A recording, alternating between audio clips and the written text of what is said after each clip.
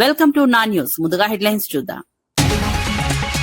Data సెంటర్లపై వస్తున్న ఆరోపణలకు లోకేష్ వివరణ. డేటా సెంటర్ల నీటి వినియోగంపై అపోహలు వద్దన్న లోకేష్.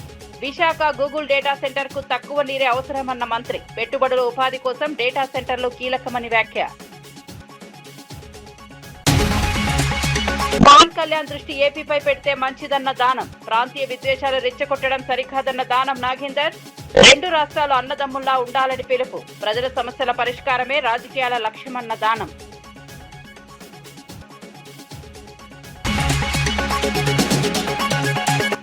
తెలంగాణ ఎవరి జాగీరు కాదంటూ ఘాటుగా స్పందించిన పవన్. బెదిరింపులకు భయపడబోనన్న డిప్యూటీ సీఎం. రెండు రాష్ట్రాల ప్రజలు కలిసి ముందుకు సాగాలన్న పవన్ కళ్యాణ్. ప్రాంతీయ విద్వేషాలు రెచ్చగొట్టద్దన్న జనసేన అధినేత. రాజధాని పేరుతో భారీ స్కామ్ జరుగుతోందన్న జగన్. అమరావతి కోసం మరిన్ని భూములు ఎందుకని ప్రశ్నించినా వైనం. మావిగన్ గ్రోత్ కారిడార్ ప్రకటించాలని డిమాండ్. రాజధాని అభివృద్ధిలో పారదర్శకత ఉండాలన్న జగన్.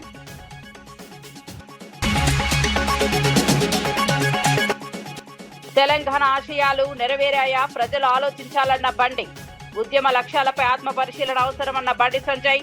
ఒక కుటుంబానికే ఎక్కువ లాభం జరిగిందని విమర్శ. తెలంగాణ భవిష్యత్ కోసం ప్రజలు ఆలోచించాలని పిలుపు. డేటా సెంటర్లు అధికంగా నీటిని వినియోగిస్తాయనే ఆరోపణలను మంత్రి నారా లోకేష్ ఖండించారు. ముంబైలో జరిగిన కార్యక్రమంలో మాట్లాడిన ఆయన గోదావరి నుంచి ప్రతి సంవత్సరం వేలాది టీఎంసీల నీరు సముద్రంలో కలుస్తోందని గుర్తు చేశారు. విశాఖలో నిర్మించనున్న 6.5 గిగావాట్ల గూగుల్ డేటా సెంటర్ కు కేవలం 1 టీఎంసీ నీరు మాత్రమే అవసరమని వివరించారు. 1 గిగావాట్ డేటా సెంటర్ తో పోలిస్తే 1 గిగావాట్ థర్మల్ విద్యుత్ కేంద్రం 7 రెట్లు ఎక్కువ నీటిని వినియోగిస్తుందని తెలిపారు. డేటా సెంటర్లు రాష్ట్రానికి పెట్టుబడులు, ఉపాధి అవకాశాలు, సాంకేతిక అభివృద్ధిని తీసుకొస్తాయని పేర్కొన్నారు. అపోహలను నమ్మకుండా వాస్తవాలను పరిశీలించాలని సూచించారు. Close to 3,000 TMCs of Godavari water flows into the sea every year. That's equivalent to the water consumption of whole of Vietnam, the whole of Brazil. The 6.5 gigawatts that we intend to build out in data center requires 1 TMC. So in comparison, a 1 gigawatt thermal plant consumes 7 times more water than 1 gigawatt data center. So all of us are talking about the data center, but no one's talking about the thermal plant. Like, just to put things in context, right? So it's important to have these conversations. It's important to have this conversation with the youngsters because it's their future, and rightfully so. They should have a voice at the table. So we are engaging with them. So my member of parliament, who represents that parliament where all the data centers are coming up in Visakhapatnam, is meeting with all these youngsters. He's having an open conversation with them to understand what's their fears, and then how can we sort of learn from it, and if there's any zoning or anything that needs to be further fine-tuned, we're willing to do that. But it's important to bring all of them across the table and give them. Telangana ప్రజలకు, నాయకులకు ఆంధ్రప్రదేశ్ ప్రజలపై ఎలాంటి విద్వేషం లేదని deputy CM Pawan Kalyan స్పష్టం చేశారు. హైదరాబాద్ లో మీడియాతో మాట్లాడుతూ తెలంగాణలో ఎలా అడుగు పెడతారని కొందరు ప్రశ్నించడం ఆశ్చర్యంగా ఉందన్నారు. తెలంగాణ ఎవరి జాగీరు కాదని, భారత రాజ్యాంగం ప్రతి పౌరుడికి దేశంలో ఎక్కడైనా వెళ్లే హక్కు కల్పించిందని పేర్కొన్నారు. బెదిరింపులకు తాను భయపడబోనని, ప్రజా సమస్యలపై మాట్లాడడం కొనసాగిస్తానని చెప్పారు. రెండు తెలుగు రాష్ట్రాల ప్రజలు పరస్పర గౌరవంతో ముందుకు సాగాలని ఆకాంక్షించారు. రాజకీయ ప్రయోజనాల కోసం ప్రాంతీయ విద్వేషాలను రెచ్చగొట్టడం మంచిది కాదన్నారు. ప్రజాస్వామ్యంలో భిన్నాభిప్రాయాలు సహజమని, కానీ ప్రజల మధ్య చిచ్చు పెట్టే ప్రయత్నాలు చేయకూడదని పవన్ కళ్యాణ్ వ్యాఖ్యానించారు. నాకు తెలంగాణలో బెదిరింపుల కంటే కూడా ఆంధ్రాలో బెదిరింపులు ఎక్కువ. నాకు తెలంగాణలో ఇంకా రానివ్వు అంటారు నన్ను. ఆంధ్రాలో అయితే తల తీసేయనంటారు కోనసీమలో కొంతమంది.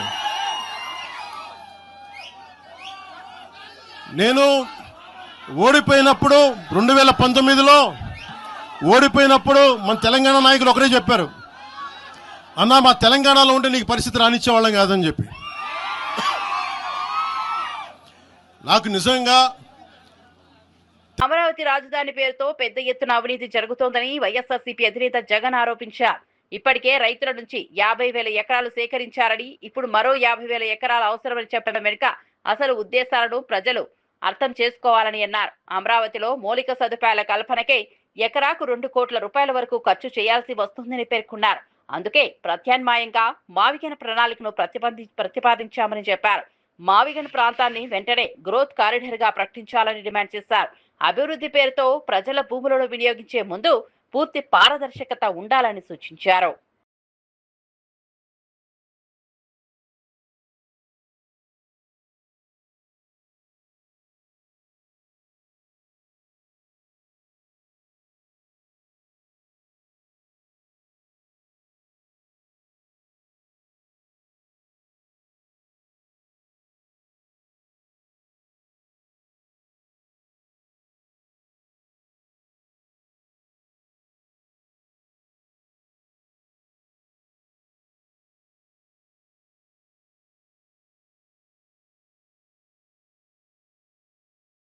తెలంగాణ రాష్ట్ర ఆవిర్భావ దినోత్సవం సందర్భంగా పలు ప్రాంతాల్లో జాతీయ పతాకాన్ని ఆవిష్కరించిన మాజీ మంత్రి తలసాని శ్రీనివాస్ యాదవ్ కాంగ్రెస్ ప్రభుత్వంపై విమర్శలు గుప్పించారు. కేసీఆర్ ఆనవాళ్లు చెరిపేస్తామని చెప్పడం సరికాదన్నారు. అద్భుతమైన సచివాలయం, అమరవీరుల స్తూపం, 125 అడుగుల అంబేద్కర్ విగ్రహం, కమాండ్ కంట్రోల్ సెంటర్, యాదాద్రి దేవాలయం వంటి అభివృద్ధి చిహ్నాలు కేసీఆర్ హయాంలో నిర్మించబడ్డాయని గుర్తు చేశారు. ఎన్నికల సమయంలో ఇచ్చిన హామీలను అమలు చేయకుండా కాంగ్రెస్ ప్రజలను మోసం చేసిందని ఆరోపించారు. 2.5 ఏళ్ల పాలనలో అన్ని వర్గాల ప్రజలు విసిగిపోయారని అన్నారు. ముఖ్యమంత్రి మాట్లాడే భాష రాష్ట్ర గౌరవానికి తగ్గట్టుగా లేదని విమర్శించారు. అది సాధ్యం కాలే. ఆ తర్వాత పరిణామాలలో అనేకమైనటువంటి ఉద్యమాలు, మరి సాయుధ పోరాటం కానీ, మరి అక్కడ ఉన్నటువంటి కార్మికుల కర్షకుల పోరాటం కానీ, రైతుల పోరాటం కానీ ఎన్ని చేసినా కానీ మరి అది సాకారం కాలే. 2001లో మరి తెలంగాణ జాతిపిత అనేటువంటి కేసీఆర్ గారు ఆ రోజు 2001లో మరి టీఆర్ఎస్ అని, తెలంగాణ రాష్ట్ర సమితి అని ఒక గులాబీ జెండాతోని నామకరణం చేసి నేను సావో రేవో తెలుసుకుంటా, తెలంగాణ రాష్ట్రం రావాల్సిందే అని మరి ఆ పోరాటాన్ని స్టార్ట్ చేసినప్పుడు ఏం జరిగిందో మనందరికీ తెలుసు. కానీ కాలక్రమేణా అది ఉధృతమై రాష్ట్రంలో ఉన్నటువంటి ప్రతి వ్యక్తిని కదిలించింది. కర్షకులు, కార్మికులు, ఉద్యోగులు, ఉద్యోగస్తులు, రిటైర్ అయిన వాళ్ళు, మహిళలు కానివ్వండి, సంఘాలు కానివ్వండి, సంపన్న వర్గాలు కూడా మన కార్యక్రమాన్ని సహకరించి ఇది తప్పకుండా మన రాష్ట్రం మనకు కావాలనేటువంటి పోరాటం మరి సాకారమైనటువంటి సందర్భం. మరి ఈరోజు భారతదేశ చిత్రపటంలో తెలంగాణ అటువంటి రాష్ట్రాన్ని మనం చూడడమే కాకుండా ఈ రాష్ట్రం 10 సంవత్సరాలలో జరిగినటువంటి అభివృద్ధి సంక్షేమ కార్యక్రమాలు కూడా చూసినాం. ఈ రోజున్నటువంటి ప్రభుత్వం జనసేన అధినేత పవన్ కళ్యాణ్ తన దృష్టిని ఆంధ్రప్రదేశ్ సమస్యలపైనే కేంద్రీకరించాలని ఖైరతాబాద్ ఎమ్మెల్యే దానం నాగేందర్ సూచించారు. తెలంగాణ సుభిక్షంగా ముందుకు సాగుతోందని, 2 తెలుగు రాష్ట్రాలు అన్నదమ్ముల్లా కలిసి ఉండాలని అన్నారు. రాజకీయ సభల పేరుతో ప్రాంతీయ విద్వేషాలు, భావోద్వేగాలు రెచ్చగొట్టడం సరికాదని వ్యాఖ్యానించారు. ప్రజల మధ్య విభేదాలు సృష్టించే ప్రయత్నాలు ఎవరికి ఉపయోగపడవని పేర్కొన్నారు. అభివృద్ధి, సంక్షేమ అంశాలపైనే రాజకీయ నాయకులు దృష్టి పెట్టాలని సూచించారు. తెలంగాణ ప్రజలు శాంతి, సామరస్యాన్ని కోరుకుంటారని చెప్పారు. రాష్ట్రాల మధ్య స్నేహపూర్వక వాతావరణం కొనసాగించడం అందరి బాధ్యత అని తెలిపారు. కొంతమంది స్వార్థంతో ప్రయత్నం చేస్తూ ఉంటారు. దానికి పవన్ కళ్యాణ్ గారు అర్థం చేసుకొని ఈ రాష్ట్రం అన్ని రంగాల్లో ముందుకు పోతూ ఉంది. ఆంధ్రప్రదేశ్ కూడా అలాగే మరి చంద్రబాబు నాయుడు గారు నాయకత్వంలో ఆంధ్రప్రదేశ్ కూడా ఈరోజు అభివృద్ధి పథంలో నడుస్తున్నటువంటి ఈ తరుణంలో మీ ఫోకస్ అక్కడి నుంచి ఇక్కడ డైవర్ట్ చేస్తే అక్కడ అభివృద్ధి కుంటుపడేటువంటి ప్రమాదం ఉంటుందనే విషయాన్ని కూడా వాళ్ళు అర్థం చేసుకొని మన విడిపోయినా మనం ఒక సోదర భావంతో అన్నదమ్ముల్లాగా ఉన్నాం కాబట్టి అది కొనసాగించేటువంటి ప్రయత్నంలో అందరూ కూడా మనము బాగా మన నిమగ్నం కావాలని నాయకత్వంలో తెలంగాణ ఉద్యమకారులని పరిష్కరించాలని మీరు చూశారు. అందులోనే ముఖ్యమంత్రి గారు ఆలోచించి మొన్న మహిళా కమిషన్ వేసినప్పుడు మరి శ్రీకాంత్ చారి గారి అమ్మాయి మా మదర్ని కూడా కమిటీ సభ్యులుగా వేయడం జరిగింది. అలాగా ఎవరైతే ఈ తెలంగాణ ఉద్యమంలో ప్రాణాలు కోల్పోయి తెలంగాణ ఉద్యమంలో భాగస్వాములై వారి ఆర్థిక పరిస్థితి ఏందో తెలుసుకొని ప్రభుత్వము ముందుకు పోవాలన్నటువంటి ఆలోచనతోని కేశవరావు గారి నాయకత్వంలో ఏదైతే కమిటీ వేసిందో ఆ కమిటీ నిష్పక్షపాతంగా పనిచేసి తప్పకుండా అందులో మన పొన్నం ప్రభాకర్ గారు ఉన్నారు, అద్దంకి దయాకర్ గారు ఉన్నారు, కోదండరామ్ గారు ఉన్నారు. కాబట్టి తప్పకుండా న్యాయం జరుగుతుందని, ఏ తెలంగాణ గురించి త్యాగాలు చేశారో వారి కుటుంబాలకు తప్పకుండా ఈ రాష్ట్ర ప్రభుత్వం అండదండగా ఉంటుందని ఆశిస్తున్నాను. పేదల సొంతింటి కలను నెరవేర్చేందుకు ప్రభుత్వం కట్టుబడి పనిచేస్తోందని ముఖ్యమంత్రి రేవంత్ రెడ్డి తెలిపారు. ఇప్పటికే 1,20,000 ఇళ్లను నిర్మించి పేదలకు అందించామని చెప్పారు. ప్రతి పేద కుటుంబం ఇది నా ఇల్లు అనే ఆత్మగౌరవంతో జీవించాలనే లక్ష్యంతో ఇందిరమ్మ ఇళ్ల పథకాన్ని అమలు చేస్తున్నామని పేర్కొన్నారు. మరో 2.5 లక్షల ఇళ్ల నిర్మాణానికి శ్రీకారం చుట్టామని వెల్లడించారు. ఆదిలాబాద్ జిల్లాలో మలి విడత ఇందిరమ్మ ఇళ్ల నిర్మాణ కార్యక్రమాన్ని ప్రారంభించిన సందర్భంగా సీఎం ఈ వ్యాఖ్యలు చేశారు. గ్రామీణ, పట్టణ ప్రాంతాల్లో అర్హులైన ప్రతి కుటుంబానికి గృహవసతి కల్పించేందుకు చర్యలు తీసుకుంటున్నామని తెలిపారు. సామాజిక న్యాయం, సంక్షేమమే ప్రభుత్వ ధ్యేయమని స్పష్టం చేశారు. ఇంట్లో ఎవరైనా చనిపోతే ఇంటి యజమాని ఒప్పుకోకపోవడంతో భౌతిక కాయాన్ని ఆఖరి చూపు కోసము ఇంటికి కూడా తీసుకురాలేని వాళ్ళ పరిస్థితి బాధ వర్ణాతీతం. ఆ దుస్థితి నుంచి వాళ్ళని బయటకు తేవాలన్న సంకల్పంతో ఇందిరమ్మ ఇళ్లకు శ్రీకారం చుట్టాం. ఇది నా ఇల్లు అని పేదవాడు ధైర్యంగా ఆత్మగౌరవంగా బతికే పరిస్థితి రాష్ట్రంలో తీసుకువస్తున్నాం. అందుకే మొదటి విడత 22,500 కోట్ల రూపాయలు కేటాయించి 4,50,000 ఇందిరమ్మ ఇళ్లను మంజూరు చేశాం. గత ఫిబ్రవరిలో ఈ పథకాన్ని ప్రారంభించుకున్నాం. కేవలం 13 నెలల కాలంలోనే రాష్ట్రంలో 1,20,000 ఇండ్లను పూర్తి చేసుకొని నిన్ననే ఆదిలాబాద్ జిల్లా నుంచి రాష్ట్రం నలుమూలల ప్రారంభోత్సవం చేసుకున్నాం. మరొక 1,00,000 ఇండ్లు సెప్టెంబర్ నెల లోపల పూర్తి చేసుకొని సెప్టెంబర్ వరకు 2,20,000 ఇండ్లను పేదలకు అంకితం చేయడం ద్వారా పేదలను ఇంటి యజమానులుగా చేసి ఆత్మగౌరవంతో బ్రతికే విధంగా ఈనాడు రాష్ట్ర ప్రభుత్వం ప్రయత్నం చేస్తుంది. అదేవిధంగా కొత్తగా ఇంకొక 2.5 లక్షల ఇండ్లను ఇల్లు రాని పేదలకు కేటాయించాలని ప్రభుత్వం నిర్ణయం తీసుకున్నదని తెలియజేయడానికి నేను సంతోషపడుతున్నాను. తెలంగాణ రాష్ట్ర ఆవిర్భావ దినోత్సవం సందర్భంగా బీజేపీ జాతీయ ప్రధాన కార్యదర్శి బండి సంజయ్ రాష్ట్ర ప్రజలకు శుభాకాంక్షలు తెలిపారు. తెలంగాణ ఏర్పడిన తర్వాత ఉద్యమ సమయంలో చెప్పుకున్న ఆశయాలు ఎంతవరకు నెరవేరాయో ప్రజలు ఆలోచించుకోవాల్సిన అవసరం ఉందన్నారు. రాష్ట్రం ఏర్పడిన తర్వాత సాధారణ ప్రజల కంటే ఒక కుటుంబమే ఎక్కువగా లబ్ధి పొందిందని విమర్శించారు. తెలంగాణ సాధనలో బీజేపీ కూడా కీలక పాత్ర పోషించిందని గుర్తు చేశారు. ప్రజల ఆకాంక్షలకు అనుగుణంగా పరిపాలన జరగాల్సిన అవసరం ఉందన్నారు. రాష్ట్ర అభివృద్ధి కోసం పారదర్శక పాలన అవసరమని పేర్కొన్నారు. యువత, రైతులు, నిరుద్యోగులు ఎదుర్కొంటున్న సమస్యలకు శాశ్వత పరిష్కారాలు చూపాల్సిన బాధ్యత ప్రభుత్వంపై ఉందన్నారు. బూర నర్సగౌడ్ గారు కానీ, మహేశ్వర్ రెడ్డి గారు కానీ అనేక విషయాలను మనం ముందుకు చేయడం జరిగింది. అవన్నీ కూడా వాస్తవ విషయాలు. తెలంగాణ రాష్ట్రాన్ని సాధించుకున్నాం కానీ అనుకున్న తెలంగాణ రాష్ట్రాన్ని సాధించుకున్నామా, అనుకున్న ఆశయాలను నెరవేర్చుకున్నామా, అనుకున్న లక్ష్యాన్ని మనం చేరుకున్నామా అని చెప్పి ఇవాళ ఆలోచించుకోవాల్సిన పరిస్థితి ఇవాళ తెలంగాణ రాష్ట్ర ప్రజలది. తెలంగాణ రాష్ట్రం ఏర్పడక ముందు తెలంగాణ రాష్ట్ర పరిస్థితి ఏంది, తెలంగాణ రాష్ట్రం ఏర్పడ్డ తర్వాత ఏమైనా పరిస్థితులు మారినాయా అని చెప్పి ఒకసారి ఆలోచించాల్సిన విషయం ఆసనమైంది. సమైక్య రాష్ట్రంలో తెలంగాణ రాష్ట్ర ఆర్థిక పరిస్థితి ఏందో తెలుసు. తెలంగాణ రాష్ట్రం ఏర్పడ్డ తర్వాత మన ఆర్థిక పరిస్థితి ఏ విధంగా దిగజారిందో ఒక్కసారి ఆలోచించాల్సిన అవసరం ఉంది. మొన్నటిదాకా 10 సంవత్సరాలు బీఆర్ఎస్ పార్టీ పాలన, 2.5 సంవత్సరాలు కాంగ్రెస్ పార్టీ పాలన. బీఆర్ఎస్ పార్టీ పాలనలో పేన మీద ఉన్నట్టు ప్రజలు భావించారు. కసితోని ఓట్లేసి కాంగ్రెస్ పార్టీని గెలిపిస్తే ఇవాళ ప్రజలందరూ పొయ్యిలో పడ్డట్టు భావిస్తుంటారు. వాళ్ళు ఏదో కడుపు తీసుకుంటే కాళ్ళ మీద పడ్డట్టు ఇవాళ తెలంగాణ రాష్ట్ర ప్రజల పరిస్థితి ఇవాళ కుక్కర్ చింపిన విస్తరగా మారిన విషయం వాస్తవం. ఇవాళ 10 సంవత్సరాలు తెలంగాణ రాష్ట్రాన్ని సాధించుకున్న తర్వాత 10 సంవత్సరాలు బీఆర్ఎస్ పార్టీ ఈ రాష్ట్రాన్ని పాలించింది.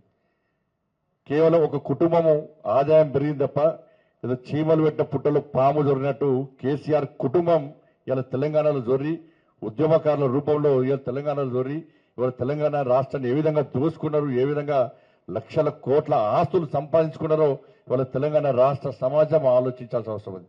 తెలంగాణ రాష్ట్రం ఏర్పడింది బీఆర్ఎస్ పార్టీ వల్ల కాదు. ఇవాళ తెలంగాణ రాష్ట్రం ఏర్పడేది భారతీయ జనతా పార్టీ సహకారం వల్ల, భారతీయ జనతా పార్టీ యొక్క విధానం వల్ల, భారతీయ జనతా పార్టీ యొక్క నినాదం వల్ల. 1400 మందిని బలి తీసుకుంటే తప్ప కాంగ్రెస్ పార్టీ తెలంగాణ రాష్ట్రాన్ని ఇవ్వాలి. 1400 బలి తీసుకున్న సందర్భంలో ఇవాళ సుష్మా స్వరాజ్ గారు పార్లమెంట్ సాక్షిగా మీరు తెలంగాణ ఇస్తారా, లేకుంటే మేమే ప్రైవేట్ బిల్ పెడతాం, లేకుంటే మేమే తెలంగాణ రాష్ట్రాన్ని సాధించుకుంటామని చెప్పి సుష్మా స్వరాజ్ గారు హెచ్చరిస్తే తప్ప కాంగ్రెస్ పార్టీ తెలంగాణ ఇచ్చిన విషయం సందర్భం కాదన్న విషయాన్ని ఒకసారి తెలంగాణ సమాజం గుర్తుంచుకోవాలి. తెలంగాణ రాష్ట్ర ఏర్పాటు కోసం భారతీయ జనతా పార్టీ కార్యకర్తలందరూ కూడా గల్లీ నుంచి ఢిల్లీ వరకు కూడా అనేక ఉద్యమాలు చేసిన విషయాన్ని ఇవాళ తెలంగాణ సమాజం మర్చిపోద్దని చెప్పి సందర్భంగా ఖమ్మం పోలీస్ పరేడ్ గ్రౌండ్లో తెలంగాణ ఆవిర్భావ దినోత్సవ వేడుకల్లో డిప్యూటీ సీఎం బట్టి విక్రమార్క జాతీయ పతాకాన్ని ఆవిష్కరించారు. ఈ సందర్భంగా మాట్లాడుతూ 2047 నాటికి తెలంగాణను $3 ట్రిలియన్ ఆర్థిక వ్యవస్థగా తీర్చిదిద్దడమే ప్రభుత్వ ప్రధాన లక్ష్యమని తెలిపారు. రాష్ట్రంలోని 1,15,00,000 కుటుంబాలకు భరోసాగా ఇందిరమ్మ జీవిత బీమా పథకాన్ని అమలు చేస్తున్నామని చెప్పారు. ప్రభుత్వ పాఠశాలల్లో అల్పాహారంతో కూడిన ఉచిత బ్రేక్ఫాస్ట్ పథకం ద్వారా విద్యారంగంలో కొత్త మార్పులు తీసుకొస్తున్నామని వివరించారు. ఇందిరమ్మ ఇళ్ల పథకం ద్వారా పేదల సొంతింటి కలను సాకారం చేస్తున్నామని పేర్కొన్నారు. అభివృద్ధి సంక్షేమాన్ని సమన్వయం చేస్తూ తెలంగాణను దేశంలో ఆదర్శ రాష్ట్రంగా తీర్చిదిద్దేందుకు ప్రభుత్వం కృషి చేస్తోందన్నారు.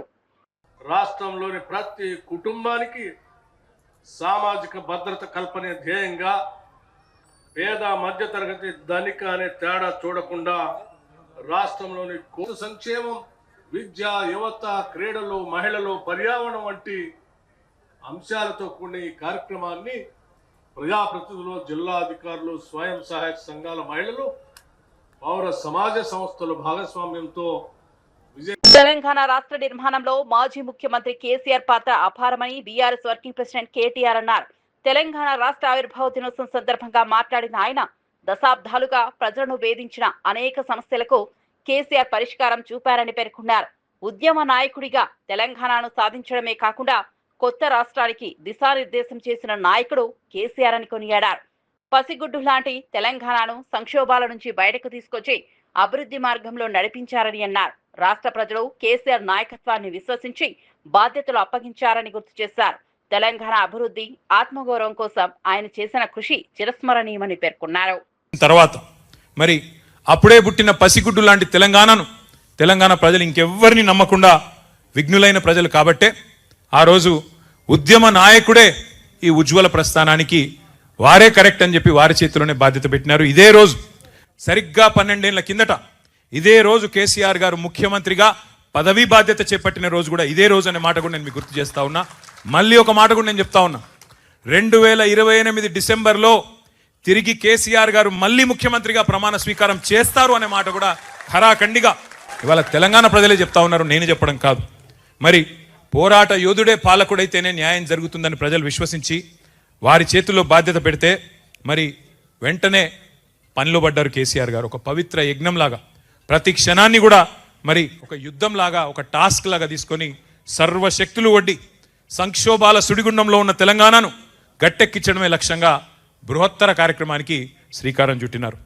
దశాబ్దాలు మనను దహించిన సమస్యలు ఒక్కొక్కటిగా వాటిని పరిష్కారం చేసుకుంటూ వచ్చినారు. ఇప్పుడు చెప్పుకుంటూ పోతే 1 కాదు 2 కాదు, నెత్తురు గారిన నేలల్లో సాగునీళ్లు బారించిన కేసీఆర్ గారని ఇప్పుడే దేశపతి గారు చెప్పిన మాట.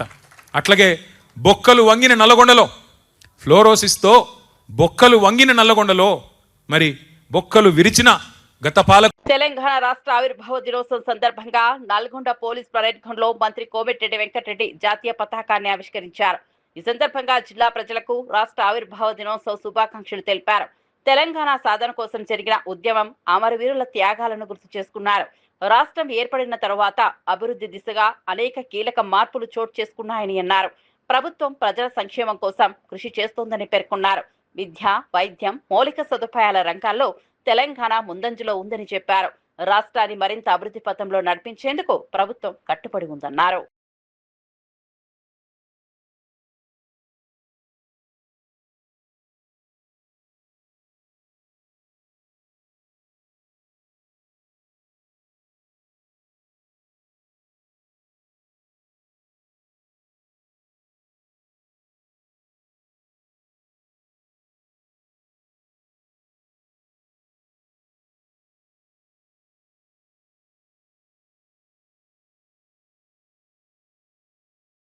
గాంధీ భవన్ లో తెలంగాణ రాష్ట్ర ఆవిర్భావ దినోత్సవ వేడుకలు ఘనంగా నిర్వహించారు. ఈ కార్యక్రమంలో టీపీసీసీ అధ్యక్షుడు మహేష్ కుమార్ గౌడ్ పాల్గొని జాతీయ పతాకాన్ని ఆవిష్కరించారు. అనంతరం మాట్లాడుతూ తెలంగాణ ఇచ్చిన పార్టీగా కాంగ్రెస్ రాష్ట్ర అభివృద్ధి, సంక్షేమాన్ని ప్రధాన లక్ష్యంగా తీసుకుని పనిచేస్తోందన్నారు. ముఖ్యమంత్రి రేవంత్ రెడ్డి నాయకత్వంలో ప్రభుత్వం ప్రజల కోసం అనేక సంక్షేమ కార్యక్రమాలు అమలు చేస్తోందని చెప్పారు. వచ్చే అసెంబ్లీ ఎన్నికల్లో కాంగ్రెస్ 100కు పైగా స్థానాలను కైవసం చేసుకుంటుందని ధీమా వ్యక్తం చేశారు. ప్రజల విశ్వాసాన్ని నిలబెట్టుకునే విధంగా ప్రభుత్వం పనిచేస్తోందని తెలిపారు. తెలంగాణ అభివృద్ధి కోసం కాంగ్రెస్ కట్టుబడి ఉందని, ప్రతి వర్గానికి న్యాయం చేసే దిశగా అడుగులు వేస్తోందని పేర్కొన్నారు. అన్ని కార్యక్రమాలు పూర్తి చేసుకుని ప్రజల ఆకాంక్షలు నెరవేర్చుకుని ముఖ్యమంత్రి రేవంత్ రెడ్డి నేతృత్వం మళ్ళీ ఎన్నికలకు వెళ్తాం. 100కి తగ్గకుండా సీట్లు తెచ్చుకొని గెలుచుకొని తెలంగాణ నిర్మాణానికి మళ్ళీ పునరంకితం అవుతామనే మాట ఇస్తున్న మనవి చేస్తా ఉన్నా. తెలంగాణ రాష్ట్ర ఆవిర్భావ దినోత్సవ వేడుకలు సంగారెడ్డి జిల్లా కేంద్రంలోని పోలీస్ పరేడ్ గ్రౌండ్ లో ఘనంగా నిర్వహించారు. ఈ కార్యక్రమంలో మంత్రి దామోదర రాజనరసింహ పాల్గొని జాతీయ పతాకాన్ని ఆవిష్కరించారు. రాష్ట్ర అభివృద్ధి కోసం తెలంగాణ ప్రభుత్వం చేపడుతున్న సంక్షేమ అభివృద్ధి కార్యక్రమాలను ఈ సందర్భంగా ప్రస్తావించారు. కార్యక్రమంలో టీజీఐఐసి చైర్మన్ నిర్మల జగ్గారెడ్డి, జిల్లా కలెక్టర్ ప్రతీక్ జైన్, ఎస్పీ పరిషత్ పంకజ్ తో పాటు వివిధ శాఖల అధికారులు, ప్రజాప్రతినిధులు, పట్టణ ప్రముఖులు పాల్గొన్నారు. విద్యార్థులు సాంస్కృతిక కార్యక్రమాలతో ఆకట్టుకున్నారు. తెలంగాణ సాధన కోసం పోరాడిన అమరవీరుల త్యాగాలను స్మరించుకుంటూ రాష్ట్ర పురోగతికి అందరూ కలిసి కృషి చేయాలని మంత్రి పిలుపునిచ్చారు. ఉద్యముల అతులు బాసిన తెలంగాణ అమరవీరుల కుటుంబాలకు, కార్మిక, కర్షక, విద్యార్థులకు మరియు జిల్లా ప్రజలందరికీ తెలంగాణ రాష్ట్ర అవతరణ దినోత్సవ శుభాకాంక్షలు తెలియజేస్తున్నాను. రాష్ట్ర సాధన కోసం సాగిన మహోద్యమంలో పాలు పంచుకున్న వారందరికీ శుభాభినందనలు. తెలంగాణ కోసం ప్రాణత్యాగం చేసిన అమరవీరులందరికీ ఘన నివాళులు. తెలంగాణ రైజింగ్ 2047 తెలంగాణ రాష్ట్రాన్ని దేశంలోనే కాకుండా ప్రపంచ స్థాయిలో అగ్రస్థానంలో నిలిపే లక్ష్యంతో ముఖ్యమంత్రి రేవంత్ రెడ్డి గారి సారథ్యంలో తెలంగాణ రైజింగ్ 2047 విజన్ కు రూపకల్పన జరిగింది. ఆర్థిక, సామాజిక, పరిపాలనా రంగాల్లో ఆదర్శవంతమైన లక్ష్యాలతో ఈ విజన్ డాక్యుమెంట్ రూపొందించబడింది. పేదల సంక్షేమం, సమగ్ర విధానాల రూపకల్పన, ప్రపంచ స్థాయి మౌలిక వసతులు అభివృద్ధి, పారదర్శకమైన జవాబుదారీతనంతో కూడిన సుపరిపాలన తెలంగాణ రైజింగ్ 2047 లక్ష్యాలు. తెలంగాణ సమగ్రాభివృద్ధికి ఇప్పటికే పలు కీలక విధానాలు ప్రభుత్వం సిద్ధం చేసింది. Welfare and social justice policy, green energy policy, infrastructure and development policy, tourism పాలసీలను సిద్ధం చేసింది. తెలంగాణ రైజింగ్ 2047 విజన్ డాక్యుమెంట్ భవిష్యత్ తెలంగాణకు ఒక భగవద్గీత వంటిది. ఇది కేవలం ఒక ప్రణాళిక కాదు, తెలంగాణ రూపురేఖలను మార్చే అభివృద్ధి చూపింది. విద్యారంగం, ప్రభుత్వ పాఠశాలల బలోపేతానికి ప్రత్యేక ప్రాధాన్యం ఇస్తున్నాము. అమెరికా అధ్యక్షుడు డొనాల్డ్ ట్రంప్, ఇజ్రాయెల్ ప్రధాని బెంజమిన్ నెతన్యాహు మధ్య సంబంధాల్లో ఉద్రిక్తత నెలకొన్నట్లు అంతర్జాతీయ మీడియా కథనాలు వెలువడ్డాయి. జూన్ 1వ తేదీన ఇద్దరి మధ్య జరిగిన ఫోన్ సంభాషణలో ట్రంప్ తీవ్ర అసంతృప్తి వ్యక్తం చేసినట్లు ఆక్సియోస్ నివేదిక వెల్లడించింది. మధ్యప్రాచ్య రాజకీయ పరిణామాలు, భద్రతా అంశాలు, వ్యూహాత్మక నిర్ణయాలపై అభిప్రాయ భేదాలు తలెత్తినట్లు ప్రచారం జరుగుతోంది. అయితే ఈ అంశంపై అధికారిక వర్గాల నుంచి పూర్తి స్పష్టత రాలేదు. ప్రపంచ రాజకీయాల్లో కీలక పాత్ర పోషిస్తున్న ఈ ఇద్దరు నేతల మధ్య సంబంధాల్లో మార్పులు చోటు చేసుకుంటే అంతర్జాతీయ రాజకీయాలపై ప్రభావం ఉండొచ్చని విశ్లేషకులు అభిప్రాయపడుతున్నారు.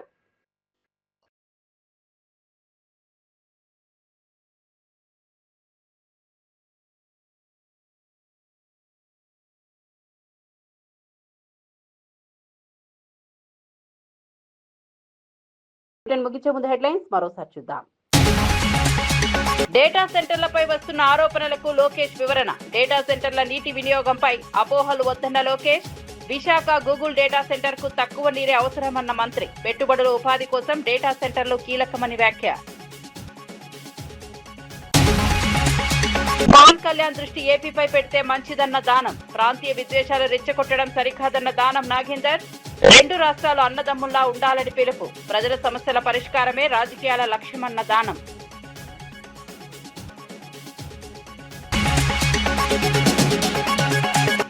తెలంగాణ ఎవరి జాగీరు కాదంటూ ఘాటుగా స్పందించిన పవన్. బెదిరింపులకు భయపడబోనన్న డిప్యూటీ సీఎం. 2 రాష్ట్రాల ప్రజలు కలిసి ముందుకు సాగాలన్న పవన్ కళ్యాణ్.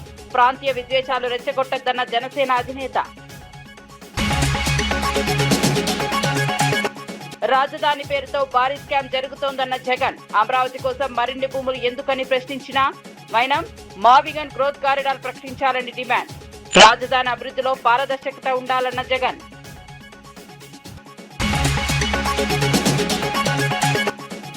తెలంగాణ ఆశయాలు నెరవేరాయా, ప్రజలు ఆలోచించాలన్న బండి. ఉద్యమ లక్ష్యాలపై ఆత్మ పరిశీలన అవసరమన్న బండి సంజయ్. ఒక కుటుంబానికే ఎక్కువ లాభం జరిగిందని విమర్శ. తెలంగాణ భవిష్యత్ కోసం ప్రజలు ఆలోచించాలని పిలుపు. మరిన్ని అప్డేట్స్ కోసం చూస్తూనే ఉండండి.